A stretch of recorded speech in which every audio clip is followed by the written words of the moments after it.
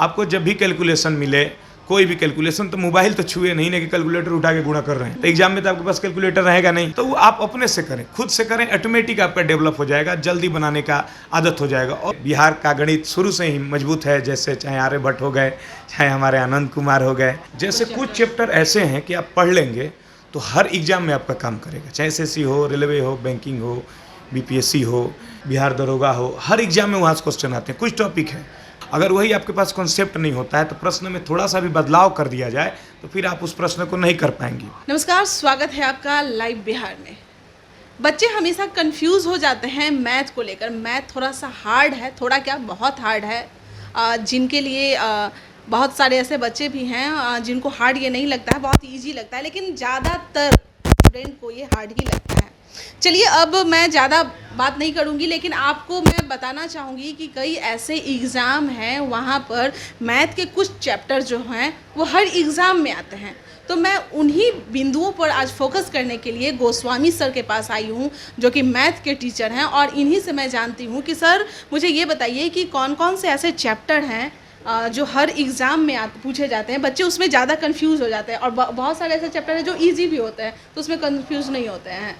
सबसे पहले लाइव बिहार के सभी दर्शकों को मेरा नमस्कार है, और जो छात्र देख रहे हैं इस वीडियो को, सबको उज्ज्वल भविष्य की बहुत सारी शुभकामनाएं। गणित एक ऐसा सब्जेक्ट है जो स्कोरिंग पेपर कहा जाता है।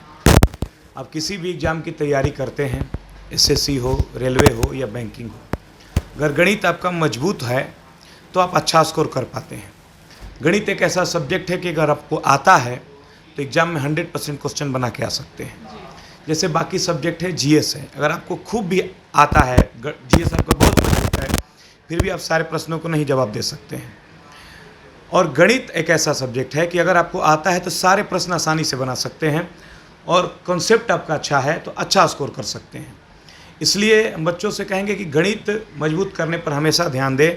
और गणित अगर एक बार आपका मजबूत हो जाता है, कॉन्सेप्ट से, ट्रिक से नहीं, कॉन्सेप्ट से एक बार बढ़िया से गणित आप पढ़ लेते हैं तो आप किसी भी एग्जाम में बैठेंगे तो आपका एक सेक्शन जो है अपना रहेगा, और उसको आसानी से आप कर पाएंगे, और आपका कॉन्फिडेंस भी बढ़ा रहेगा, जिससे आप और भी पेपर में, और भी सब्जेक्ट में बेहतर कर पाएंगे। सर, एक चीज़ मैं यहाँ पे आपको रोकना चाहूँगी, जो ट्रिक का आप नाम ले रहे हैं, तो बहुत सारे ऐसे बच्चे हैं जो ट्रिक के पीछे भागते हैं। उन्हें लगता है कि मैं ट्रिक से पढ़ूंगा थोड़ा जल्दी ये हो जाएगा, कॉन्सेप्ट के पीछे नहीं भागते हैं।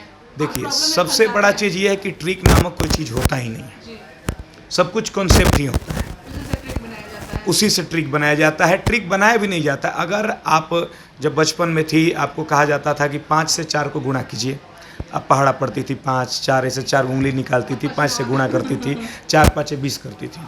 लेकिन अब आप बड़ी हो गई है, आपको कहा था कोई कहा था 5 से 4 से गुणा कीजिए, कहते 20 होगा। वो आदत हो गया है, आप उसके लिए आपके दिमाग में सेट हो गया कि यही होगा।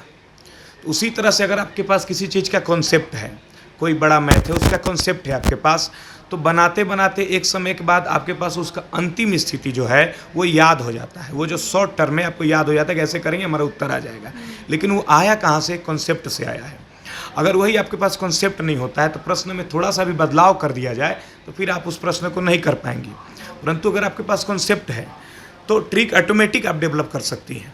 इसलिए कॉन्सेप्ट के पर ध्यान दें, ट्रिक के पीछे भागने की ज़रूरत नहीं है। उन बिंदुओं पर ध्यान दीजिए सर कि जो हर एग्जाम में आते हैं चैप्टर्स। जैसे कुछ चैप्टर ऐसे हैं कि आप पढ़ लेंगे तो हर एग्जाम में आपका काम करेगा, चाहे SSC हो, रेलवे हो, बैंकिंग हो, BPSC हो, बिहार दरोगा हो, हर एग्जाम में वहाँ से क्वेश्चन आते हैं। कुछ टॉपिक हैं, कुछ बेसिक टॉपिक हैं जहाँ से क्वेश्चन आना ही आना है। जैसे आपका समय और कार्य बहुत इंपॉर्टेंट टॉपिक है। इस टॉपिक को हर एक छात्र को बारीकी से पढ़ना चाहिए, कॉन्सेप्ट से पढ़ना चाहिए, क्योंकि एक ऐसा टॉपिक है कि यहाँ से हर एक एग्जाम में क्वेश्चन आता है। परसेंटेज हो गया, लाभ हानि हो गया, समय दूरी हो गया, नाव धारा हो गया, ये सब टॉपिक इतने इम्पोर्टेंट हैं कि हर एग्जाम में पूछे जाते हैं। वही हंसते भी बच्चे ज़्यादा इसी में हैं। नहीं फंसना। देखिए, बिहार के बच्चों की अगर हम बात करें तो बिहार के बच्चे शुरू से ही गणित में मजबूत रहे हैं, और मान के चलिए बिहार का गणित शुरू से ही मजबूत है, जैसे चाहे आर्यभट्ट हो गए, चाहे हमारे आनंद कुमार हो गए। नहीं, तो गणित हम लोगों के खून में है, और गणित बहुत ही आसान है बिहार के बच्चों के लिए। और भी अदर स्टेट के भी बच्चे देख रहे हैं वीडियो को, तो अदर स्टेट के बच्चे थोड़ा सा भी गणित से डरते हैं तुलना में बिहार के बच्चों के। लेकिन अगर आप कुछ टॉपिक जो हम बता रहे हैं, इन टॉपिक को आप मजबूत कर लेते हैं तो आप किसी भी एग्जाम में बैठेंगे तो यहाँ से आपको क्वेश्चन आने ही आने हैं, निश्चित रूप से। तो ये जो टॉपिक हमने बताया, जैसे time and work, time and distance, percentage, profit and loss, alligation, ये सब टॉपिक बहुत महत्वपूर्ण है। अगर आप एसएससी की तैयारी करते हैं तो ट्रिग्नोमेट्री, ज्योमेट्री, मेंसुरेशन, अलजेब्रा, ये सब टॉपिक से क्वेश्चन आने ही आने हैं। नंबर सिस्टम में test of divisibility, test of divisibility इतना बढ़िया टॉपिक है कि हर एग्जाम में क्वेश्चन आता है और छोटा टॉपिक है। कितना क्वेश्चन आता है उससे? 1-2 क्वेश्चन आना ही आना है। एसएससी की तैयारी करते हैं, सीजीएल की तैयारी करते हैं, पीटी और मेंस में आ जाए तो 2 से 3 क्वेश्चन निश्चित रहेगा। और छोटा टॉपिक है और बहुत प्यारा टॉपिक है, मज़ा आता है पढ़ने में। तो कॉन्सेप्ट के साथ इन टॉपिक को पढ़ लिया जाए तो एग्ज़ाम में बहुत आसानी होता है बच्चों के लिए। तो जो भी बच्चे तैयारी कर रहे हैं उनसे हम कहेंगे ये जो भी टॉपिक हम नाम लिए इस पर बढ़िया से पढ़ें। आपको जिस रूप में क्लास उपलब्ध हो पाए, ऑनलाइन, ऑफलाइन या किसी भी शिक्षक से, इन टॉपिक को पढ़ें ताकि आप किसी भी एग्जाम में अच्छा स्कोर कर पाएँ। सर मेरा एक लास्ट सवाल है कि मैं जहाँ तक मैं भी पढ़ती थी उस समय सर कहा करते थे कि टेबल कंप्लीट रखो, हिंदी में, बिहारी भाषा में पहाड़ा ही याद रखो, तुम्हारा सारा मैथ एकदम कंप्लीट रहेगा, जल्दी से जल्दी बनेगा, जड़ मजबूत रहेगा। क्या कहते हैं आप? देखिए रूपम जी, सही बताएं हम आपको कि हमको जो पहाड़ा है 9 तक ही आता है। हमको पहाड़ा हम पढ़ा रहे हैं, हमको 9 तक ही आता है, लेकिन बड़ा बड़ा गुणा भागा कर लेते हैं। तो पहाड़ा मेरे अनुसार है कि रटने की ज़रूरत नहीं है। रटने की ज़रूरत नहीं है। अगर आप अपने कैलकुलेशन को फास्ट करना चाहते हैं तो आप ज़्यादा से ज़्यादा मैथ बनाइए, प्रैक्टिस कीजिए, ऑटोमेटिक पहाड़ा याद हो जाएगा। अब बच्चा नहीं है कि आप पहाड़ा बैठ कर रट रहे हैं, 19 का पहाड़ा रट रहे हैं, 29 का पहाड़ा रट रहे हैं। आप इसको अपने प्रयोग में लाइए, व्यवहारिक जीवन में लाइए।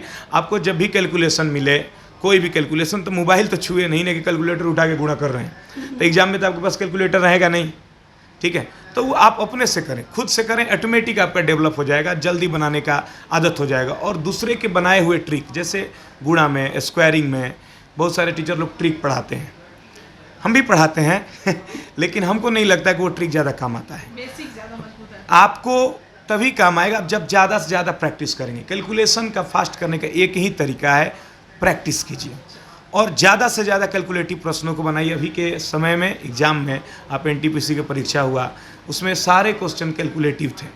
तो कैलकुलेशन से भागना तो मूर्खता है, कैलकुलेशन हमें करना होगा और उसके लिए आपको ज़्यादा से ज़्यादा प्रैक्टिस करना होगा। बहुत बहुत धन्यवाद आपका सर। तो सुना आपने कि मैथ में सबसे ज़्यादा ज़रूरी है, अगर मैथ आपको मजबूत करना है तो जितना हो सके आप प्रैक्टिस करें।